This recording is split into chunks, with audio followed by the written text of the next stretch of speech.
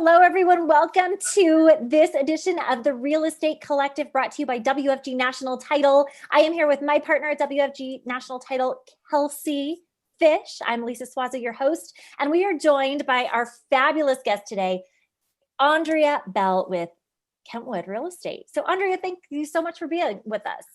Thank you so much for having me today. Sorry. Yes, we're thrilled to have you with us.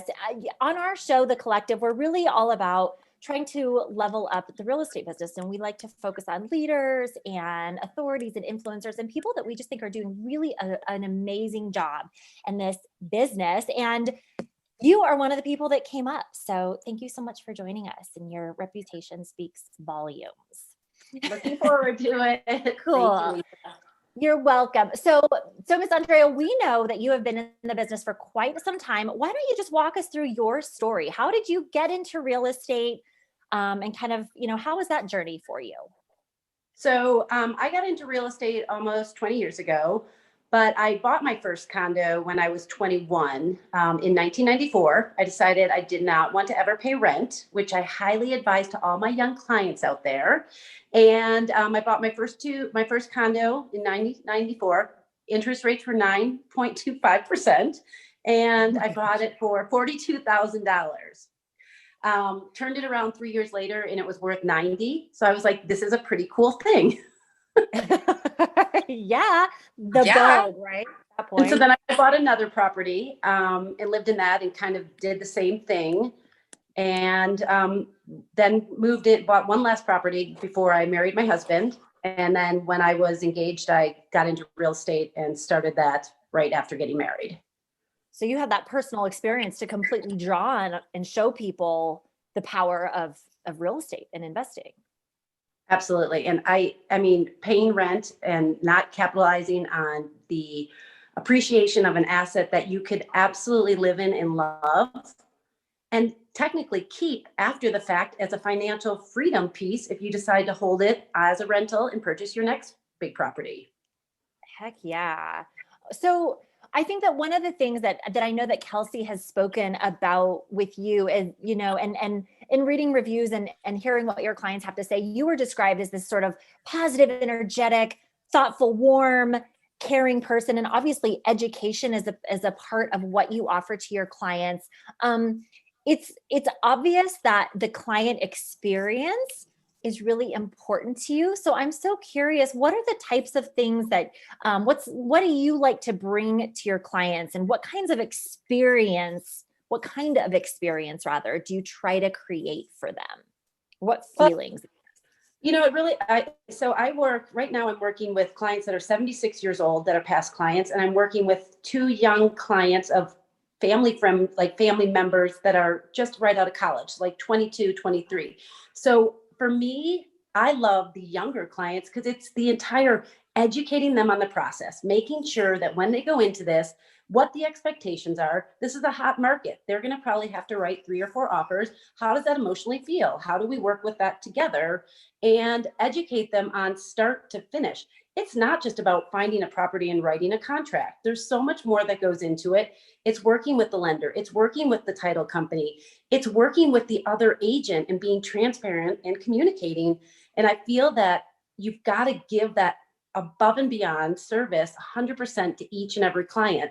And I feel sometimes there's there's agents that have all this multi-teams, all these things. And I don't know about that personal one-on-one relationship. And that's something I value. That's the one-on-one relationship. The relationship I think is, it's key. It's huge.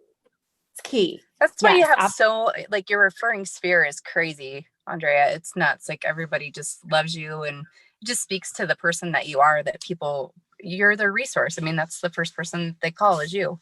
So it's awesome. Yeah. So Andrea, what would you say if there were, as you mentioned, Denver's market right now is crazy. I feel like we're in unprecedented times. It's a real challenge, I would say, for a buyer out there. So if you had to give somebody some advice or words of encouragement, what might you say to them right now? Well, and so I'm doing that right now with 3 different buyers. And I basically said, what is your timeline? If you don't have to buy in the near, 30, 60 days, why don't, Oh, there you are. Oh, Okay. I'm just sorry. My phone just died, but I'll get a cord in a second when you're talking. Okay. So I would tell them, what I say is, let's find our timeline and then start figuring out what properties you do or do not like.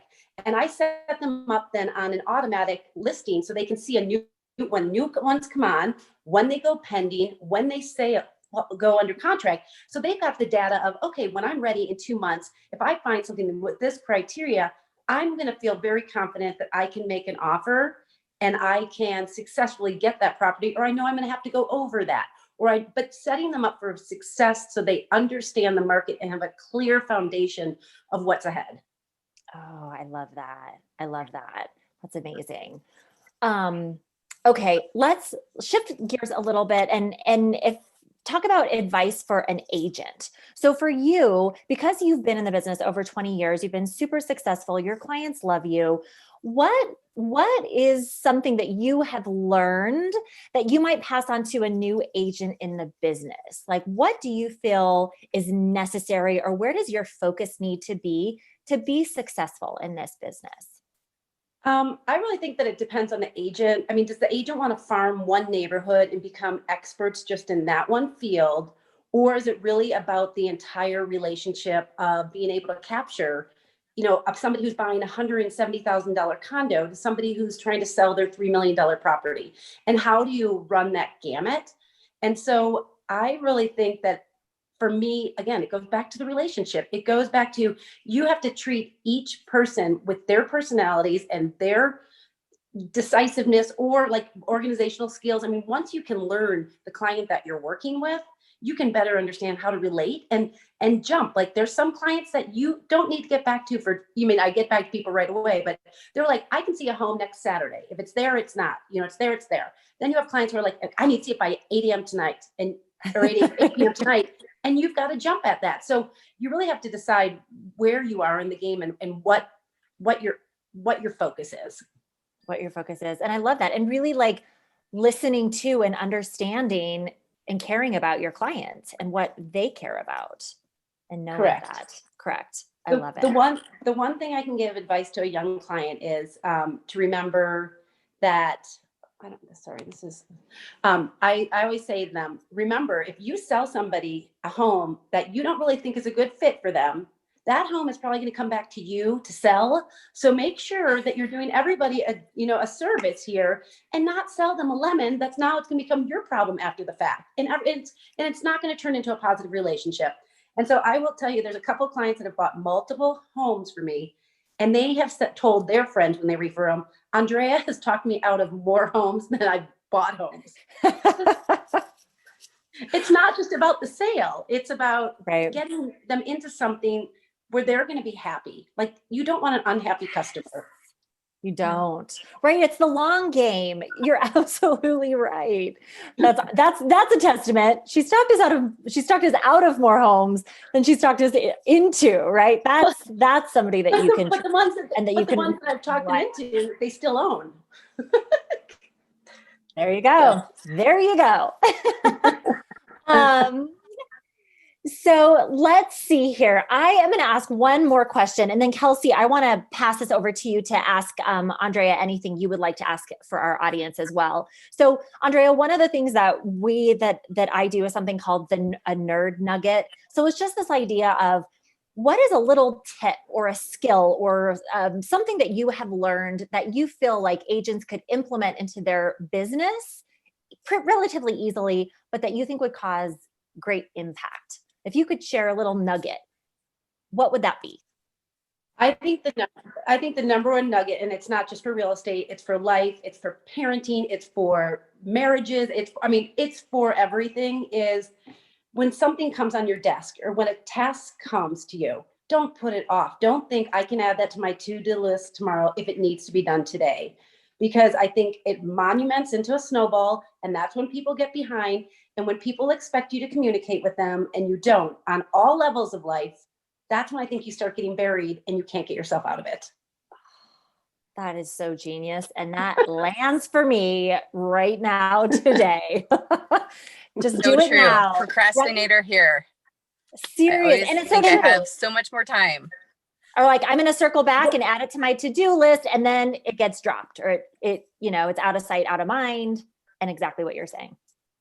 Exactly. And I understand all of us are busy. All of us have to-do lists. All of us and everybody who might be listening to this have things to do, but just a simple text of, I got your email. I'm going to be in an appointment till 6 p.m. tonight. I'm going to take care of it at 6:30. Let them know. I mean, when you do that, and then you're holding yourself accountable, and they know that you're on it. And so it's just that over communication, but not putting it to tomorrow.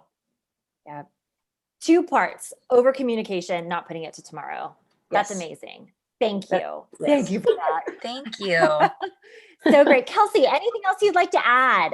Yeah, I need to know your deepest, darkest secret, right? No, just kidding. Well, I'll show you. What is your favorite part of the real estate process? And I'm just curious, like, what do you love doing the most? What do you love most about your job? What makes it fun for you?